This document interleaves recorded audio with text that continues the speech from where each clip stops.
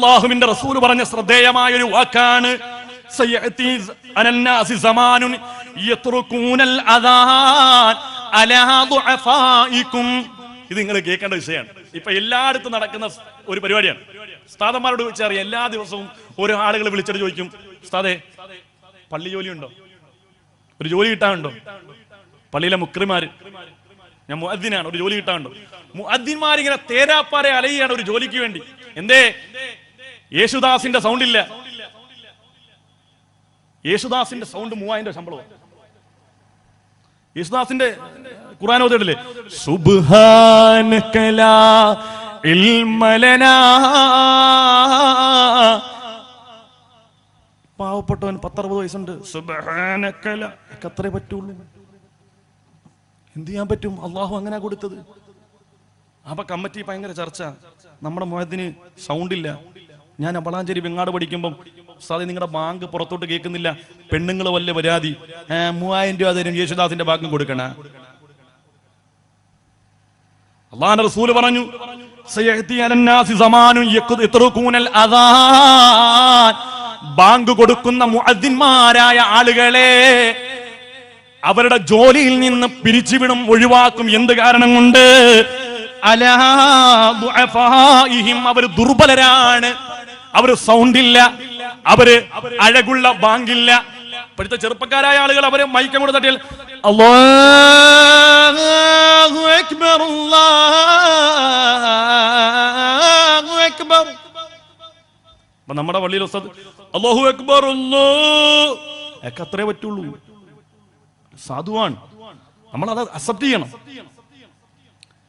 അതുപോലും അല്ലാഹുവിന്റെ റസൂൽ എടുത്തു പറഞ്ഞു, യത്റുകൂനൽ അദാൻ, ബാങ്ക് വിളിക്കാലം ഈ മഹല്ലിലെ മുഴുവൻ ആളുകളും കേട്ട ആ ബാങ്കുണ്ടല്ലോ, ആ സാധുവായ വൃദ്ധനായ മനുഷ്യന്റെ ബാങ്കാ.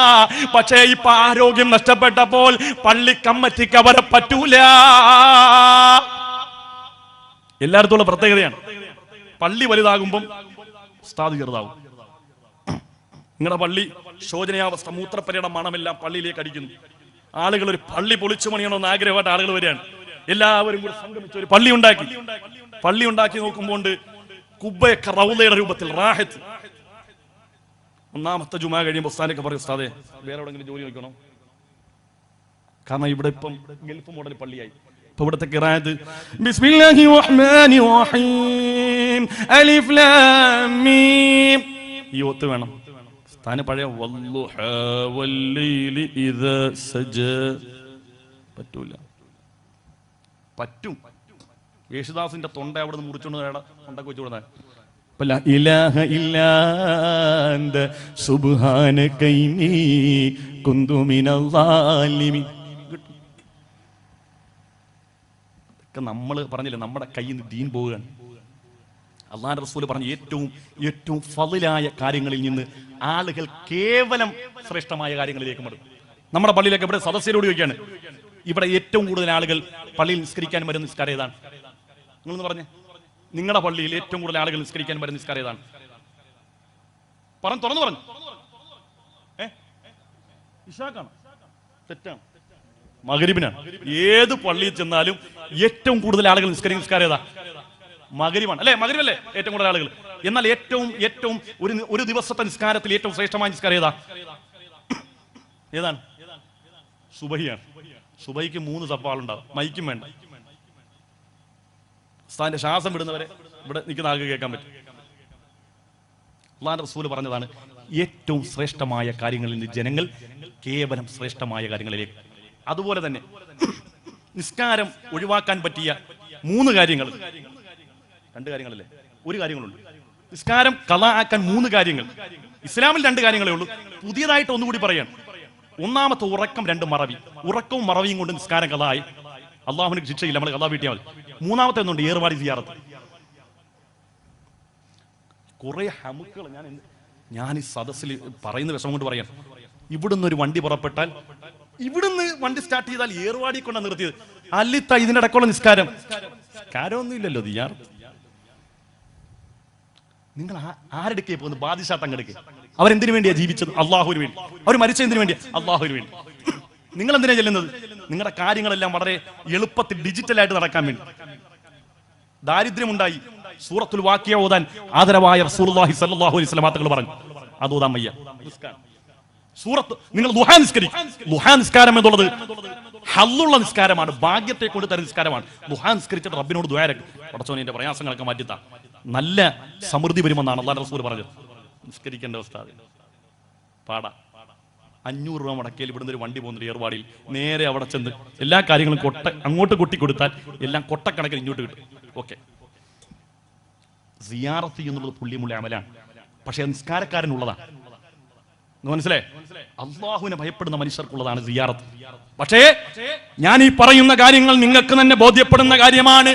നിസ്കാരം ഖളാക്കി ഏർവാടിയിലേക്കും നാഗൂരിലേക്കും പോകുന്ന പെങ്ങളെ ചിന്തിക്കണേ, അള്ളാഹുവിന്റെ ഔലിയാക്കന്മാർ ഇത് പൊരുത്തപ്പെടുന്ന പരിപാടിയല്ല. അള്ളാഹും റസൂലും അള്ളാഹുവിന്റെ ഔലിയാക്കന്മാരും ഇഷ്ടപ്പെടുന്ന പ്രവൃത്തിയല്ല. നിങ്ങൾ പൊരുത്തൻ വാങ്ങാൻ വേണ്ടി ചെന്ന് കുരുത്തക്കേറും മേടിച്ചു കൊണ്ടുവരുന്ന പരിപാടിയാ. അള്ളാഹു നമുക്ക് ഈമാൻ നൽകട്ടെ. നോക്ക്, ഭീമാപ്പള്ളി ഉറൂസിന് എന്റെ നാട്ടിൽ നിന്ന് ഒരു വണ്ടി നിറച്ച ആളുകൾ പോയി ഭീമാപ്പള്ളി ഉറൂസ്. അതിൽ എന്റെ വീട്ടിൽ എപ്പോഴും വരുന്നൊരു സഹോദരിയുണ്ട്. അവിടെ ഇങ്ങനെ വെറുതെ രസത്തിന് ചോദിച്ചു, ഉറൂസിലൊക്കെ പങ്കെടുത്ത് താഴത്തായിരുന്നു, എവിടെ നിസ്കരിച്ച്? അവിടെ പെണ്ണുങ്ങൾക്ക് നിസ്കരിക്കാൻ സ്ഥലമില്ല.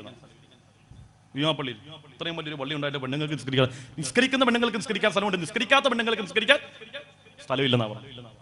നിസ്കരിക്കുന്ന പെണ്ണുങ്ങൾക്ക് നിസ്കരിക്കാൻ സ്ഥലമുണ്ട്, നിസ്കരിക്കാത്ത പെണ്ണുങ്ങൾക്ക് നിസ്കരിക്കാൻ 1 ഇഞ്ച് ഭൂമി പോലും അവിടെ ഇല്ല. അള്ളാഹു നമുക്ക് ഈമാൻ തരുമാറാകട്ടെ. എന്തിനാണ് ഇങ്ങനെ ജീവിക്കുന്നത്? എന്തിനാണ് ഇവർ ഇങ്ങനെ ജീവിക്കുന്നത്? ഉദരം ക്രമേണ പടുത്തു ചീഞ്ഞളിഞ്ഞില്ലയോ, അതുകൊണ്ട് ഖബർ നിറഞ്ഞ ദൽബുദമല്ലയോ. തോന്നിയാസങ്ങളൊക്കെ കാണിച്ചിട്ട് അവിടെ പോയി കിടക്ക്. ഉദരം ക്രമേണ പടുത്തു ചീഞ്ഞളിഞ്ഞില്ലയോ, അതുകൊണ്ട് ഖബർ നിറഞ്ഞ ദൽബുദമല്ലയോ. ആർത്തും ആഹ്ലാദിച്ചും ഉല്ലസിച്ചും എല്ലാ കോമാളിത്തരങ്ങളും നൃത്തങ്ങൾക്കും ചുവടുവപ്പുകൾക്കും സാക്ഷിയായി അവസാനം ആ കുഴിയിൽ വെറ്റമുക്ക് ജുമാ മസ്ജിദിന്റെ ആ പള്ളിക്കാട്ടിൽ കൊണ്ടുവച്ച് 3ാമത്തെ ദിവസം എത്തുമ്പോൾ ശരീരം പൊട്ടി വയറ് പൊട്ടി ആ ചീഞ്ചലം ഖബറിൽ നിറഞ്ഞ് മയ്യത്തിങ്ങനെ ആ ഖബറിൽ ഒഴുകി നടക്കുന്ന ആ ഒരവസ്ഥയുണ്ടല്ലോ പെങ്ങളെ, നീ ചിന്തിച്ചാൽ എങ്ങനാണ് ഉമ്മാ നിനക്ക് നിസ്കാരം ഉപേക്ഷിക്കാൻ കഴിയുന്നത്? ഇവയൊക്കെ നീ ചിന്തിച്ചു കരയുക സോദരാ, എന്നാൽ സുറൂറായി നീ കടക്കും മറുകരാ. പറഞ്ഞതാ, തെങ്ങിന്റെ മടലടരുന്നതും കണ്ടില്ലേ, അടരാതെ നിന്നു ചിരിച്ചതും കരഞ്ഞില്ലേ. തെങ്ങിന്റെ ഉണക്കമടൽ വീഴുമ്പോൾ പച്ചമടലിൽ നിന്ന് ചിരിക്കുമത്രേ, പക്ഷേ പച്ചമടലറിയുന്നില്ലല്ലോ കാലാന്തരത്തിൽ ഞാനും ഉണക്കമടലായി നിലം പതിക്കുമെന്ന്. എത്ര അർത്ഥവത്തായ ഉദാഹരണങ്ങളാണ് ബഹുമാനപ്പെട്ട തടവസ്ഥാത് പറഞ്ഞത്. ഇവയൊക്കെ നീ ചിന്തിച്ചു കരയുക സോദരാ, എന്നാൽ സുറൂറായി നീ കടക്കും മറുകരാ. തെങ്ങിന്റെ മടലടരുന്നതും കണ്ടില്ലേ, അടരാതെ നിന്നു ചിരിച്ചതും കരഞ്ഞില്ലേ. അടരാതെ നിന്ന പച്ചമടലും അന്ത്യം കരയേണ്ടി വന്നില്ലേ. ഇതല്ലേ ജീവിതം? ഇതല്ലേ ജീവിതം? മേൽപോട്ടുയരും വീർപ്പുകൾ താഴോട്ടെത്തുമെന്നാരറിയും, മേൽക്കുമേലാൽ വാരി കൂട്ടിയിട്ടെന്തൊരു ഫലമറിയും. മന്ത്രിക്കും തന്ത്രിക്കും രാജനുമെല്ലാം ഖബറിടം ഒരുപോലെ, മാളിക തട്ടുകൾ കട്ടിലും മെത്തകളില്ലല്ലോ നാളെ.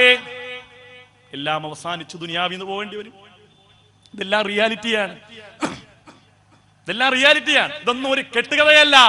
കുതിരപ്പുറത്ത് സഞ്ചരിച്ചവരല്ലേ പിടിമണ്ണ് വാരിയെറിഞ്ഞ ദൽബുദമല്ലേ. കുതിരപ്പുറത്ത് രാജാവായി ജനങ്ങൾക്ക് മുമ്പിൽ അതിധീരനായി നടക്കുമ്പോൾ കുതിരയുടെ പത്തടിയിലേക്ക് ഒരു സാധാരണക്കാരനായ പ്രജക്ക് അടുക്കാൻ കഴിയാതെ നിന്ന രാജാവിനെയും അവസാനം കുഴിയിലേക്ക് കൊണ്ടടക്കം ചെയ്യപ്പെട്ടപ്പോൾ സാധാരണക്കാരനായ പ്രജ 3 പിടി മണ്ണ് വാരിയിട്ട് പിടിമണ്ണു വാരിയെറിഞ്ഞ ദൽബുദമല്ലേ. അല്ലാഹു ഈമാനുള്ള മരണം അല്ലാഹു നമുക്ക് തരട്ടെ. അല്ലാഹു ആഖിബത്ത് നന്നായുള്ള മരണം അല്ലാഹു നമുക്ക് തരട്ടെ. അതുകൊണ്ട് പ്രിയപ്പെട്ട ഉമ്മമാരെ, വേദനയോടുകൂടി പറയുകയാണ്, ഇതൊക്കെ നമ്മൾ ചിന്തിക്കണം. ഒരു നിമിഷമെങ്കിലും മരണത്തെ കുറിച്ചൊന്ന് ചിന്തിച്ചാൽ എങ്ങനെയാണ് ഇതൊക്കെ നമുക്ക് ചെയ്യാൻ കഴിയുക? ഞാൻ അതുകൊണ്ടാണ് പറഞ്ഞത്, നമ്മുടെ ജീവിതത്തിനും ഒരു ആഖിബത്തുണ്ട്, പ്രപഞ്ചത്തിനും ഒരു ആഖിബത്തുണ്ട്. ഇന്നല്ലെങ്കിൽ നാളെ നമ്മളിലേക്ക് അത് വന്ന് സംജാതമാകും. നമുക്ക് നന്നാകാൻ ഒരു പ്രഭാഷണവും വേണ്ട, ഒരു വാഴവും വേണ്ട, ഒരു പുസ്തകവും വായിക്കേണ്ട. നമ്മുടെ വാപ്പ എവിടെയാ? നമ്മുടെ വാപ്പ എവിടെയാ? ചിന്തിച്ചു, ആരാണ് വാപ്പ? ആരാണ് നമ്മുടെ ഉമ്മ? ഒരു കാലഘട്ടം മുഴുവനും ഇടിവെട്ടുന്ന സമയത്ത് ഓടിച്ചെന്നിട്ട് ഉമ്മാരൊക്കെ പറയും, ഇടിവെട്ടുന്ന പേടി വരുന്നു. കെട്ടി ഇങ്ങനെ പിടിക്കും. ഉമ്മ പേടിക്കല്ലേ വാവേ, പൊന്നെ പേടിക്കല്ലേ. വാപ്പാടൊക്കെ ഓടിച്ചെന്നിട്ട് വാപ്പാടെ ശരീരത്തെ കെട്ടിപ്പിടിക്കും. വാപ്പാ ഇടിവെട്ടുന്ന എനിക്ക് പേടിയാ. ചോദിക്കട്ടെ, ശക്തമായ മഴയിൽ ശക്തമായ ഇടിയും മിന്നലും എറിയുമ്പോൾ നിങ്ങളെ അന്ന് ചേർത്ത് പിടിച്ച നിങ്ങളുടെ ഉമ്മയും നിങ്ങളുടെ വാപ്പയും എവിടെയാണെന്ന് ഈ വഅദ് കേൾക്കുമ്പോൾ എന്റെ ഉമ്മ നിങ്ങളൊന്ന് ചിന്തിച്ചു നോക്ക്. നിങ്ങളുടെ വാപ്പ എവിടെയാ? നിങ്ങളുടെ ഉമ്മ എവിടെയാ? നിങ്ങൾ പേടിച്ചപ്പോൾ, നിങ്ങൾ ഭയപ്പെട്ടപ്പോൾ നിങ്ങളെ കെട്ടിപ്പിടിച്ച ഉമ്മയും വാപ്പയും പള്ളിക്കാട്ടിലെ 6 അടി മണ്ണിന്റെ ഉള്ളിലാണ്. അതിന്റെ മുകളിലൂടെ പാമ്പിടഞ്ഞു പോകുന്നു, അതിന്റെ മുകളിലൂടെ തേളിടഞ്ഞു പോകുന്നു, അതിന്റെ മുകളിലൂടെ ഹിംസ്രജീവികൾ അതാ നടന്ന് ഇഴഞ്ഞു പോകുന്നു. ഏതെങ്കിലും ഘട്ടത്തിൽ നിങ്ങൾക്ക് ആ ഉമ്മാടെ അവസ്ഥയൊന്ന് ചിന്തിക്കാൻ കഴിയുന്നുണ്ടോ? എന്റെ വാപ്പാടെ അവസ്ഥ എന്താണെന്ന് ചിന്തിക്കാൻ കഴിയുന്നുണ്ടോ? ആ ഉമ്മയും വാപ്പയും ആ മഴ പെയ്യുന്ന സമയത്ത് പെയ്യുന്ന വെള്ളമെല്ലാം വാപ്പാടെ കബറിലേക്ക് ഊർന്നിറങ്ങുമ്പോൾ, ഉമ്മാടെ കബറിലേക്ക് ഊർന്നിറങ്ങുമ്പോൾ നീ നിന്റെ മക്കളെ കൂട്ടിച്ചേർത്ത്, നീ നിന്റെ ഭാര്യയെ കൂട്ടിച്ചേർത്ത് അൽഫാമും തന്തൂരിയും വീട്ടിൽ തണുപ്പ് സമയത്ത് കഴിക്കാൻ ഏറ്റവും രസം ചൂടുള്ള മന്തിയാണെന്ന് മനസ്സിലാക്കി നിന്റെ തീന്മേശയിൽ മന്തി വിളമ്പി ഭാര്യയോടൊപ്പം മക്കളോടൊപ്പം കഴിക്കുമ്പോൾ ഗർഭം ചുമന്നത് 10 മാസം തള്ളയാ, പ്രസവിച്ച വേദന തിന്നതും അവർ തന്നെയാ, പാലും കൊടുത്തു വളർത്തലും അവരാണേ. ഈ 3 കാര്യം വാപ്പയിൽ ഒഴിവാണേ.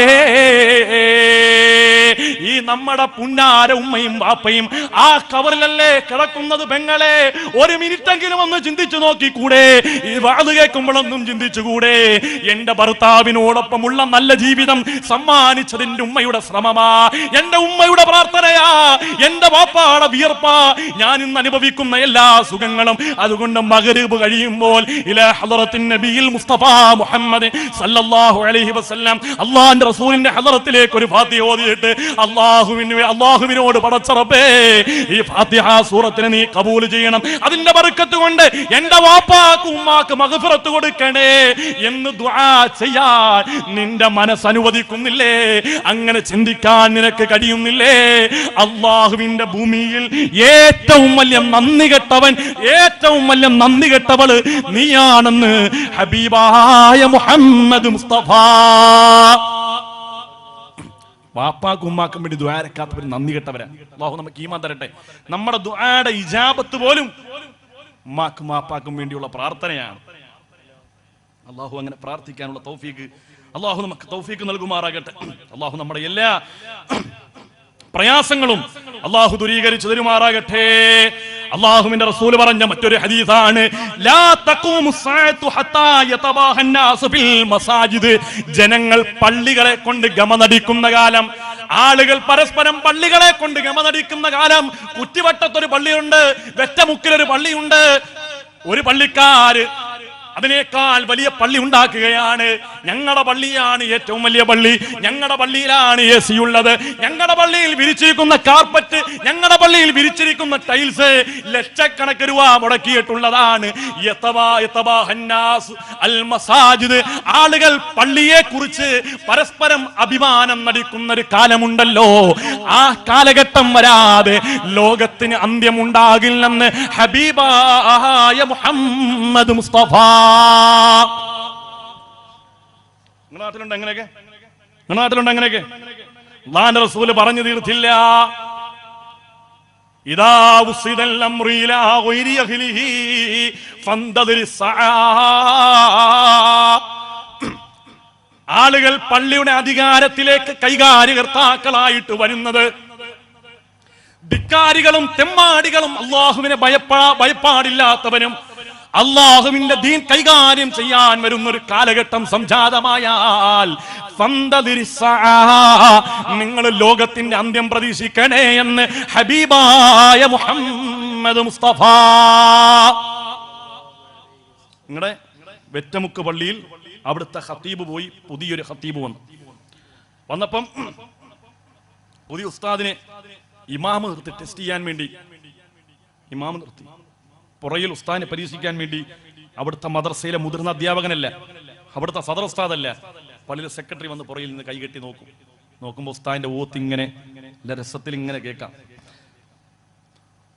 والضحى والليل إذا سجى ما ودعك ربك وما قلى وللآخرة خير لك من الأولى. തെറ്റിച്ചാണെങ്കിലും ശരിയായിട്ടാണെങ്കിലും ഓതുന്നത് അതിന്റെ മ്യൂസിക് കേൾക്കുമ്പോൾ മറ്റുള്ള കമ്മിറ്റിക്കാരോട് പറയും ഷറാണ്. അങ്ങനെ ഈ ഹയവാന് അത്തഹിയാത്ത് പോലെ ഓതാറിയില്ല. ഇവനാണ് സ്ഥാന പരീക്ഷിച്ചത്. അവനെ സംബന്ധിച്ചിടത്തോളം ഈണം ഉണ്ടായാൽ മതി, തജ്വീദ് വേണ്ട.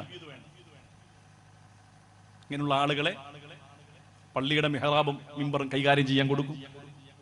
അവര് വായി വരുന്ന തോന്നിവാസങ്ങൾ മുഴുവനും പള്ളിയുടെ മൈക്കിലൂടെ മിഹ്റാബിലൂടെ തെറ്റായ മസാലകൾ, തെറ്റായ അഖീദകൾ ജനങ്ങളുടെ മുമ്പിൽ അവർ വിശദീകരിച്ചു. കാരണം അവർക്ക് അറിയില്ലല്ലോ, അവരെവിടുന്നോ കേട്ട് തലമ്പിച്ച കാര്യങ്ങളൊക്കെ വന്നാണ്. ഈ അടുത്ത് ഒരാൾ പ്രസംഗിക്കുന്നത് കണ്ട് ഭാര്യയുടെ കവളത്ത് ഒരാൾ നുള്ളിയാൽ 10 ഹജ്ജ് ചെയ്ത ഉംറ. ഇത് കേട്ടിട്ട് എല്ലാവരും പോയിട്ട് ഉംറയുടെ കൂലി ഇട്ടാൽ വേണ്ടി പെണ്ണുപേടെ കവളത്ത്. എന്തൊക്കെ കാര്യങ്ങൾ അല്ലാഹുവിന്റെ റസൂൽ പറഞ്ഞു. ഭാര്യനെ സ്നേഹിക്കാൻ, പെൺമക്കളുടെ മഹത്വം, ഭാര്യയുടെ മഹത്വം എത്ര പറഞ്ഞു. എന്തിനാണ് ഈ കളവ് പറയുന്നത്? 40 കറാഹത്ത് ചെയ്താൽ ഒരു ഹറാം. എവിടെയെങ്കിലും കിതാബിൽ ഒരൊറ്റ കിതാബിൽ കാണിക്കാൻ കഴിയും 40 കറാഹത്ത് ചെയ്താൽ ഒരു ഹറാം. വായി വരുന്നൊക്കെ പറയാണ്.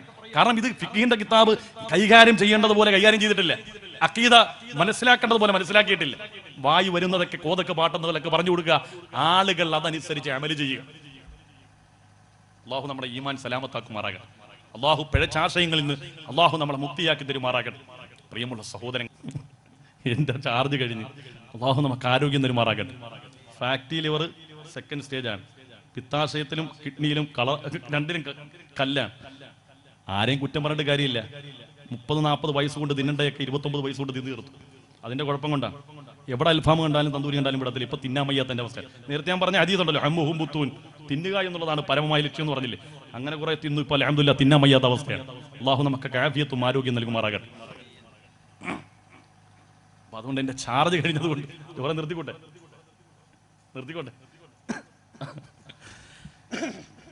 ഇതായിരുന്നാലും ഏറെക്കുറെ കാലമായിട്ട് ഇവിടെ നടന്നു വരുന്ന വളരെ റാഹത്തുള്ളൊരു പരിപാടി ബുർദ മജ്ലിസ്. പലയിടത്തും പല ഘട്ടത്തിലും പല സാഹചര്യങ്ങളിലും നിന്നുപോയെങ്കിലും കൊറോണ കാലത്ത് പോലും അവര് പ്രോട്ടോകോൾ പാലിച്ചുകൊണ്ട് ഈ ഒരു ഹബീബായ തങ്ങളുടെ മജ്ലിസ് ആ റസൂലുള്ളാഹിനോടുള്ള ഹുബ്ബ് കൊണ്ട് ഈ നാട്ടിൽ നിലനിർത്തി. അങ്ങനെ റസൂലുള്ളാഹിനെ പറയുന്ന, പാടുന്ന, റസൂലുള്ളാഹിനെ വിവരിക്കുന്ന ഏതൊരു നാട്ടിലും ബറക്കത്തിറങ്ങുമെന്ന് മഹത്തുക്കളായ പണ്ഡിതന്മാർ നമ്മെ പഠിപ്പിച്ചിട്ടുണ്ട്. അതിന്റെ ഒരു ബറക്കത്ത് ഈ നാട്ടിൽ വന്നപ്പോൾ വലിയ സദസ്സല്ലെങ്കിലും അൽഹംദുലില്ലാഹ് ഇവിടെ ഇരുന്ന ആളുകളൊക്കെ ഇത്രയും നേരം സാഗൂതം ഇത് വീക്ഷിച്ചല്ലോ എന്ന് ഓർക്കുമ്പോൾ അൽഹംദുലില്ലാഹ് മനതാരിൽ വലിയ സന്തോഷമുണ്ട്. അല്ലാഹു തആല ഈ യുവാക്കളെ ഇനിയും റസൂലുള്ളാഹി സ്വല്ലല്ലാഹു അലൈഹി വസല്ലം തങ്ങളുടെ അവദാനങ്ങൾ പാടി പുകഴ്ത്താനും അതുവഴി ജനങ്ങൾക്ക് ആത്മീയമായ ഉന്മേഷം നൽകാനുമുള്ള തൗഫീഖ് അള്ളാഹു പ്രദാനം ചെയ്യുമാറാകട്ടെ. നല്ലത് ചിന്തിക്കാനും നല്ലത് പ്രവർത്തിക്കാനുമുള്ള തൗഫീഖ് അള്ളാഹു നമുക്കൊക്കെ പ്രദാനം ചെയ്യുമാറാകട്ടെ. നമ്മളിൽ നിന്നുള്ള രോഗികളായ ആളുകൾക്ക് അള്ളാഹു പൂർണ്ണമായ സമ്പൂർണമായ ശമനം അള്ളാഹു നൽകി അനുഗ്രഹിക്കുമാറാകട്ടെ. നമ്മുടെ ജീവിതത്തിന്റെ റേഷൻ തീർന്നുകൊണ്ടിരിക്കുകയാണ്. കഴിഞ്ഞ ദിവസം ഒരു വീഡിയോ നിങ്ങളെല്ലാവരും കണ്ടു കാണും. ഒരാൾ ഭക്ഷണം കഴിക്കാൻ വേണ്ടി തീന്മേശയിലേക്ക് ഭക്ഷണം വരുന്നു. ആ ഭക്ഷണത്തിലേക്ക് ഇങ്ങനെ കൈ ഇങ്ങനെ ഇടുന്നതിന് തൊട്ടു മുമ്പ് തന്നെ അയാൾ പെടഞ്ഞു വീണ് മരിക്കുകയാണ്. നമുക്ക് റേഷൻ കടയിൽ നിന്ന് അരി തരുമ്പോൾ ഒരു മാസം ഇത്ര കിലോ അരിയാണ് നിശ്ചയിച്ചത്. ഇതുപോലെ തന്നെ അള്ളാഹുവിന്റെ റേഷനുണ്ട്. അള്ളാഹുവിന്റെ റേഷനുണ്ട്. നമ്മൾ കഴിക്കേണ്ടത് 1,00,000 അരിമണിയാണെങ്കിൽ 1,00,000 അരിമണിയാണെങ്കിൽ അതിന് തൊട്ട് മുമ്പ് നമ്മൾ കഴിക്കുന്നതിന്റെ എണ്ണം തീർന്നു കഴിഞ്ഞാൽ 1,00,000 ആകാൻ അടുക്കുമ്പോഴേക്ക് നമ്മുടെ റേഷൻ അവിടെ അവസാനിക്കുകയും നമ്മുടെ ശ്വാസം മേപ്പോട്ടൊന്ന് ദീർഘമായി വലിച്ചെന്ന് താഴേക്ക് വിടുകയും അതോടുകൂടി നമ്മളെന്ന് പറയുന്ന ഹിസ്റ്ററി ഈ ഭൂമുഖത്തുനിന്ന് അവിടെ അവശേഷിക്കുകയായി, ഇവിടുന്ന് വിട പറഞ്ഞു പോവുകയായി. ഇതാണ് നമ്മുടെ ജീവിതം. നമ്മുടെയൊക്കെ അവസ്ഥ എങ്ങനെയാണ്? ഏത് നിമിഷവും ഏത് സാഹചര്യത്തിലും നമ്മൾ ആഹ്ലാദിക്കുമ്പോഴും അർമാദിക്കുമ്പോഴും ഒക്കെ ഓർക്കേണ്ടത് ഞാൻ റബ്ബിലേക്ക് മടങ്ങിപ്പോകേണ്ടി വരും. 114 അധ്യായങ്ങൾ വിശുദ്ധമായ ഖുർആനിലെ 114 അധ്യായങ്ങൾ ഹബീബ റസൂലുള്ളാഹിക്ക് ഇറക്കി കൊടുക്കുമ്പോൾ അവസാനമായി മഹാനായ മുഖറബുൽ അംലാക്ക് ജിബ്രീൽ അലൈഹിസ്സലാം വിശുദ്ധമായ ഖുർആനിന്റെ അവസാനത്തെ അവസാനത്തെ ആയത്തുമായി വരുന്നത് കള്ളുകുടിയെ കുറിച്ചല്ല, വ്യഭിചാരത്തെ കുറിച്ചല്ല, മറ്റേ ഹലാലുകളെയും ഹറാമുകളെയും കുറിച്ചല്ല. അവസാനമായി അല്ലാഹുവിന്റെ റസൂലിനിറങ്ങിയ വഹി ഏതാണെന്നറിയുമോ? അല്ലാഹുവിന്റെ റസൂൽ സല്ലല്ലാഹു അലൈഹി വസല്ലമ തങ്ങളുടെ നുബൂവത്തിന്റെ പൂമേനി നോക്കിക്കൊണ്ട് മഹാനായ മുഖറബുൽ അംലാക്ക് ജിബ്രീൽ അലൈഹിസ്സലാം അവിടുന്ന് ചൊല്ലിക്കൊടുത്തത് വത്തഖൂ യൗമൻ തുർജഊന ഫീഹി ഇലല്ലാഹ്. നബിയെ, അങ്ങയുടെ സമൂഹത്തോട് പറഞ്ഞു കൊടുക്കണേ, അള്ളാഹുവിലേക്ക് മടങ്ങുന്നൊരു ദിവസമുണ്ടെന്ന് അവരോടൊന്ന് ഓർമ്മിപ്പിച്ചു കൊടുക്കണേ എന്നാണ് അവസാനമായി വിശുദ്ധമായ ഖുർആൻ ആയത്ത് പോലും ഇറങ്ങിയത്. അതുകൊണ്ടാണ് പള്ളിയിൽ നിങ്ങൾ എത്ര കാലം കൊണ്ട് കേൾക്കുകയാണ് ഇന്നാലില്ലാഹി വഇന്നാ ഇലൈഹി റാജിഊൻ, എത്ര കാലം കൊണ്ട് കേൾക്കുകയാണ്? എന്താണ് അതിന്റെ അർത്ഥം? എപ്പോഴെങ്കിലും എന്റെ ശബ്ദം ശ്രവിക്കുന്ന ഉമ്മ ഇന്നാലില്ലാഹി വഇന്നാ ഇലൈഹി റാജിഊൻ എന്ന അർത്ഥം നിങ്ങൾ കേട്ടിട്ടുണ്ടോ? നിങ്ങളുടെ പള്ളിയിൽ നിന്ന്, ഈ നാട്ടിൽ നിന്ന് ആളുകൾ മരണപ്പെടുമ്പോൾ നിങ്ങൾ പതിവായി കേൾക്കുന്ന ഒരു ശബ്ദമല്ലേ? ബാങ്ക് കഴിഞ്ഞാൽ ഏറ്റവും കൂടുതൽ മുസ്ലിമീങ്ങളായ മനുഷ്യർ കേൾക്കുന്ന വാക്ക് ഇന്നാ ലില്ലാഹി വഇന്നാ ഇലൈഹി റാജിഊൻ.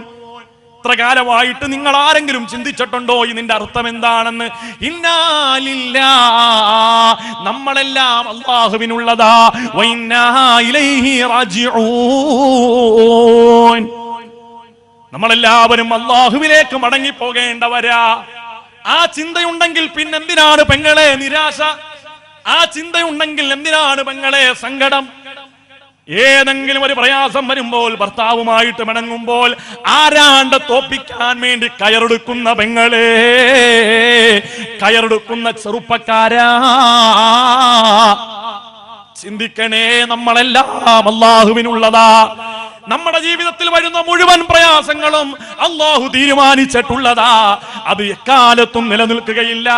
ഇന്ന മഅൽ ഉസ്രി യുസ്റാ. ഒരു പ്രയാസം കഴിഞ്ഞാൽ ഒരു സന്തോഷമുണ്ടാകും, ഒരു പ്രതിസന്ധി കഴിഞ്ഞാൽ ഒരു ആസ്വാദനമുണ്ടാകും, ഒരു ആഹ്ലാദമുണ്ടാകും. ഈമാനോടുകൂടി കാത്തിരിക്കണേ. കയറെടുക്കുന്നവരോട് എനിക്ക് പറയാനുള്ളത് ആദരവായ ഹബീബായ മുഹമ്മദ് മുസ്തഫ റസൂലുള്ളാഹി സ്വല്ലല്ലാഹു അലൈഹി വസല്ലം പറഞ്ഞതറിയോ? ആരെങ്കിലും ഒരാൾ ആരെങ്കിലും കഴുത്തിലേക്ക് കയറിട്ട് ഒരാള് തൂങ്ങി ആത്മഹത്യ ചെയ്താൽ പരലോകത്തവന്റെ അവസ്ഥ എന്താണെന്നറിയുമോ? അള്ളാഹുവിന്റെ കോടതിയിലെ വിചാരണ കഴിഞ്ഞാൽ അവൻ നരകത്തിൽ കിടക്കുന്ന അവസ്ഥയുണ്ടല്ലോ. എപ്രകാരമാണോ ദുനിയാവിൽ വെച്ച് അവൻ ആത്മഹത്യ ചെയ്തത്, അപ്രകാരം ഖാലിദൻ മുഖല്ലദൻ ഫിഹാ അബദാ, ശാശ്വതമായിട്ട് നരകത്തിൽ നിന്ന് അവൻ തൂങ്ങിക്കൊണ്ടേയിരിക്കുമെന്ന് ഹബീബായ മുഹമ്മദ് മുസ്തഫ. അല്ലാഹു ഈമാൻ തരട്ടെ. എന്തെങ്കിലുമൊക്കെ ചെയ്യുമ്പോൾ നമ്മൾ ആലോചിക്കണം, പ്രതിസന്ധി വന്ന് മരിച്ചു കഴിഞ്ഞാൽ റബ്ബ് ആ പരീക്ഷണങ്ങൾക്ക് പ്രതിഫലം തരും, ക്ഷമിച്ചതിന് പ്രതിഫലം തരും. കയറെടുത്താലോ ഈമാൻ അല്ലാഹു തെറിപ്പിച്ച് കളയും. ഏതുവരെ? ആത്മഹത്യ ചെയ്തവന്റെ മയ്യത്ത് മുസ്ലിമീങ്ങളുടെ ശ്മശാനത്തിൽ പൊതുശ്മശാനത്തിൽ അടക്കരുതെന്ന് വരെ പറഞ്ഞ പണ്ഡിതന്മാരുണ്ട്. അത്രയും ഗൗരവമാണ്. എന്തിനേറെ ഉഖ്റവിയായ ആലിമീങ്ങൾ ദുആരക്കരുതെന്ന് പറഞ്ഞ പണ്ഡിതന്മാരുണ്ട്. ആത്മഹത്യ ചെയ്യുന്നതിന്റെ മയ്യത്ത്. പിന്നെ എന്തുകൊണ്ടാണ് നമ്മൾ പോണത്? നമ്മുടെ നാട്ടിലെ ഉസ്താദ്മാർ പോണത് എന്തുകൊണ്ടാ? ഒരു പരിഗണന, ഒരു മനുഷ്യൻ എന്നുള്ള പരിഗണന അത് കൊടുത്തില്ലെങ്കിൽ ഒരു പക്ഷേ അക്കാരണം കൊണ്ട് ആ കുടുംബം മുഴുവനും അള്ളാഹുവിന്റെ ദീനിനെതിരാകാൻ വഴിയാവും. അതുകൊണ്ട് ആ ഒരു പരിഗണന കൊടുക്കുന്നതാണ്. യഥാർത്ഥത്തിൽ റഹ്മാനായ റബ്ബിന്റെ മുമ്പിൽ ഒരു വിലയുമില്ലാത്ത മയ്യത്ത് ഏതാണെന്ന് ചോദിച്ചാൽ ആത്മഹത്യ ചെയ്തവന്റെ മയ്യത്താണെന്ന് ഹബീബായ മുഹമ്മദ് മുസ്തഫ. ആരെങ്കിലും ഒരാൾ പർവ്വതത്തിന്റെ മുകളിൽ നിന്ന് ചാടി ആത്മഹത്യ ചെയ്താൽ പരലോകത്ത് അവൻ അങ്ങനെ ആവർത്തിച്ച് ഖാലിദൻ മുഖല്ലദൻ ഫിഹാ, ആ പ്രവൃത്തി അവൻ ആവർത്തിച്ച് ചെയ്തുകൊണ്ടിരിക്കുമെന്ന് പുന്നാര ഹബീബായ മുഹമ്മദ് മുസ്തഫ. അല്ലാഹു അത്തരം പ്രയാസങ്ങൾ അല്ലാഹു നമ്മളെ കാത്തിരക്ഷിക്കുമാറാകും. അത്തരം പ്രയാസങ്ങൾ അല്ലാഹു തആല നമ്മളെ കാത്തിരക്ഷിക്കും. എന്തിനാണ് ഈ ആത്മഹത്യ ചെയ്യാൻ തോന്നാനുള്ള കാരണം എന്താ? എന്റെ നാട്ടില് ഒരു സ്ത്രീ വെഡിങ് ആനിവേഴ്സറിയാണ്. ഭർത്താവിനോട് വിളിച്ചിട്ട് പറഞ്ഞു, നിങ്ങൾ എന്താണ് വിഷ് ചെയ്യാത്തത്? ഇവിടെ മനുഷ്യന് ജോലി തിരക്കൊണ്ട് കിടക്കുമ്പോൾ അവിടെ ഉലക്കമ്മേലെ ഒരു വിഷു. ഇത്രേ പറഞ്ഞോളൂ. 6 മാസം പ്രായമുള്ള കുട്ടി തൊട്ടിലിൽ കിടക്കുന്നു. ആ തൊട്ടിലിന്റെ കൊളുത്തിലേക്ക് കയറിട്ട പെണ്ണ് കഴുത്തിൽ കയറിട്ടവൾ തൂങ്ങി. താഴെ 6 മാസം പ്രായമുള്ള കുഞ്ഞ് ഉണർന്നു കഴിയുമ്പോൾ എന്റെ ഉമ്മയുടെ അമ്മിഞ്ഞയിൽ നിന്നും മധു നുകരാമെന്ന് ആഗ്രഹിച്ചു കിടക്കുന്ന കുഞ്ഞ് ഏറ്റവും മുകളിൽ പ്രതീക്ഷയും പ്രത്യാശയോടുകൂടി കിടക്കുന്ന കുഞ്ഞിന്റെ തലഭാഗത്ത് ഉമ്മയുടെ ചേതനയറ്റ ശരീരം ഇങ്ങനെ തൂങ്ങുകയാണ്. അള്ള വെറുതെ വിട്ടില്ല കേട്ടോ, ഓളെ അള്ള വെറുതെ വിട്ടില്ല. മയ്യത്ത് കബറടക്കി 6 മാസം കഴിഞ്ഞപ്പോൾ സാക്ഷാൽ രമേശ് ചെന്നിത്തല വരെ ഇടപെട്ടിട്ട് പോലും പോലീസുകാർ അതിനെല്ലാം നിരാകരിച്ചുകൊണ്ട് ആ മയ്യത്ത് അവിടുന്ന് തോണ്ടി. മരണപ്പെട്ടു പോയ ഒരാളുടെ ആ കബർ തോണ്ടുക എന്ന് പറഞ്ഞാൽ എത്രമേൽ സങ്കടകരമായ ഒരു കാര്യമാണ്. അല്ലാഹു അവർക്കൊക്കെ പുറത്തു കൊടുക്കട്ടെ. നമുക്ക് ദ്വാരക്കാനല്ലാതെ വഴിയില്ലല്ലോ. ചില തോന്നിയാവസങ്ങൾക്ക് മരിച്ചാലും അതിന്റെ പാപക്കറകൾ നമ്മളെ പിന്തുടരുമെന്നാണ്. മരിച്ചു കഴിഞ്ഞാലും വെറുതെ വിടൂല. അള്ളാഹു നമ്മളെ നിന്ദരാക്കിക്കൊണ്ടിരിക്കും. അതിന്റെ ഏറ്റവും പ്രധാനപ്പെട്ട ഒരു കാര്യമാണ് ആളുകളെ നിസ്സാരപ്പെടുത്തുക എന്നുള്ളത്. ചില ആളുകൾക്ക് ഒരു സുഖമാണ് മറ്റുള്ള ആളുകളെ എവിടെ വെച്ച് കണ്ടാലും മറ്റുള്ള ആളുകളെ നിസ്സാരപ്പെടുത്തുക എന്നുള്ളത്. എന്തിനേറെ പറയണം, 5 വക്ത് നിസ്കരിക്കുന്ന മനുഷ്യരുടെ പോലും ഈമാൻ തെറിപ്പിച്ച് കളയുന്നൊരു കാര്യമാണ് നിസ്സാരപ്പെടുത്തുക എന്നുള്ളത്. ഒരിക്കലും ചെയ്യാൻ പാടില്ല. നമ്മളൊക്കെ വലിയ ആളുകളാണ് നമുക്ക് തോന്നും. നിസ്കരിക്കാത്ത ആളുകളെ കാണുമ്പോൾ അല്ലാത്ത. എൻ്റെ നാട്ടിലെ ഒരാൾ 27-ാം രാവിന് ഒരാൾ മരണപ്പെട്ടു. മുഴുകുടിയൻ 27-ാം രാവിന് മരണപ്പെട്ടു. അപ്പൊ എൻ്റെ വാപ്പ നോമ്പുകാരുടെ സമയത്ത് പറഞ്ഞതേ, അയാളുടെ ജീവിതത്തിൽ അയാൾ ചെയ്ത ഏറ്റവും വലിയ ബെസ്റ്റ് ക്വാളിറ്റി എന്നുള്ളൊരു മനുഷ്യനെ ഉപദ്രവിച്ചില്ല എന്നുള്ളതാണ്. അള്ളാഹുവിന്റെ റഹ്മത്ത് ഭയങ്കര ഇഷ്ടമാട്ടോ. അള്ളാഹ്ക്ക് ഏറ്റവും ഇഷ്ടം റഹ്മത്താ. ബിസ്മില്ലാഹിർ റഹ്മാനിർ റഹീം എന്ന ആ വചനത്തിൽ ഒറ്റവട്ടമാണ് അള്ളാഹിനെ കുറിച്ച് പറഞ്ഞത്. അള്ളാന്റെ പേര് പറഞ്ഞത് ബിസ്മില്ലാ എന്ന് പറഞ്ഞിട്ട് അള്ളാഹ് ഒറ്റവട്ടം പറഞ്ഞു. പിന്നെ പറഞ്ഞതും അർ റഹ്മാനിർ റഹീം, കാരുണ്യം. എന്നിട്ട് അള്ളാഹ്ക്ക് മതിയായില്ല, അൽഹംദുലില്ലാഹി റബ്ബിൽ ആലമീൻ. വീണ്ടും പറഞ്ഞു അർ റഹ്മാനിർ റഹീം, കാരുണ്യം. എനിക്ക് ഏറ്റവും ഇഷ്ടം കാരുണ്യമാണ്. അതുകൊണ്ട് തന്നെയാടോ മുഗല്ലദായ നജസല്ലേ നായ, തൊട്ടാൽ 7 വെള്ളത്തിൽ കഴുകേണ്ട ജീവിയല്ലേ നായ. ആ നായക്ക് വെള്ളം കൊടുത്തതിന്റെ പേരിൽ സാനിയത്തായ വ്യഭിചാരിയായ പെണ്ണുവരെ സ്വർഗത്തിൽ കടക്കണമെങ്കിൽ അള്ളാഹ്ക്ക് ഏറ്റവും ഇഷ്ടം റഹ്മത്താണെന്ന് നമ്മൾ ചിന്തിക്കണം. ഒരാളെയും നിസാരപ്പെടുത്താൻ പാടില്ല. റസൂലുള്ളാഹിനോട് ചോദിച്ചു, റസൂൽ നബിയെ, അഹങ്കാരം എന്ന് പറഞ്ഞാൽ എന്താ? അഹങ്കാരം എന്ന് പറഞ്ഞാൽ നല്ല വസ്ത്രം ധരിക്കൽ അഹങ്കാരമാണ്, നല്ല വാഹനം മേടിക്കൽ അഹങ്കാരമാണോ? നല്ല വീട് വെക്കൽ അഹങ്കാരമാണോ? അല്ല സ്വഹാബ, അഹങ്കാരം എന്ന് പറഞ്ഞാൽ ബത്തറുൽ ഹഖ്, സത്യത്തെ നിരാകരിക്കലാണ്. ജനങ്ങളെ നിസ്സാരപ്പെടുത്തുന്ന ആളുകളെ നിസ്സാരമായി കാണുന്ന ആളുകൾ, അതാണ് കിബിറിന്റെ അടയാളം, അഹങ്കാരത്തിന്റെ അടയാളമെന്ന് നാവുകൊണ്ട് കളവ് പറയാത്ത ഹബീബായ മുഹമ്മദ് മുസ്തഫ. അല്ലാഹു നമുക്ക് ഈമാൻ തരുമാറാകട്ടെ. അല്ലാഹു നമുക്ക് ഈമാൻ തരുമാറാകട്ടെ. ഖൈറായ ജീവിതവും ആഖിബത്ത് നന്നായുള്ള മരണവും അല്ലാഹു നമുക്കൊക്കെ പ്രദാനം ചെയ്യുമാറാകട്ടെ.